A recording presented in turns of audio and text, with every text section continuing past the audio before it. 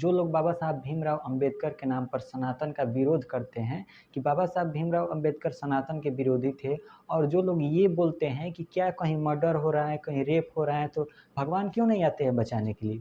तो सबसे पहले प्रश्न की बात करते हैं कि बाबा साहब भीमराव अंबेडकर सनातन के विरोधी थे, ये लोग बोलते हैं। लेकिन वास्तव में बाबा साहब भीमराव अंबेडकर सनातन के विरोधी नहीं थे। वो सनातन में उपस्थित कुछ चंद लोगों का विरोध कर रहे थे, जो कि जाति के नाम पर भेदभाव करते थे। उनका विरोध कर रहे थे, न कि सनातन का विरोध कर रहे थे।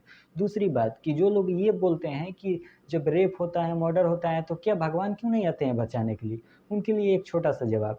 भगवान श्री कृष्ण गीता में कहते हैं अर्जुन से, जब अर्जुन बोलते हैं कि आप तो भगवान हैं, आप क्यों नहीं इस युद्ध को टाल देते? तो भगवान ये कहते हैं कि मैं अपने एक इशारे पर इस पूरे पृथ्वी जैसा एक दूसरा पृथ्वी बना सकता हूँ, पूरे झगड़े को खत्म कर सकता हूँ, लेकिन मैं तुम्हारे सामने यहाँ पर खड़ा हूँ सारथी बनकर। क्यों?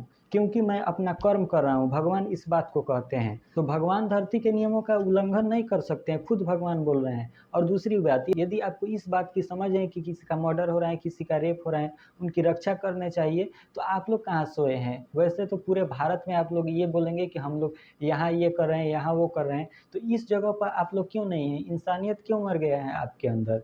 ये तो भगवान जगाने नहीं आएँगे, ये तो खुद से जगाना पड़ेगा इंसानियत। तो बोलने से पहले कुछ बातों का ध्यान रख लेना चाहिए।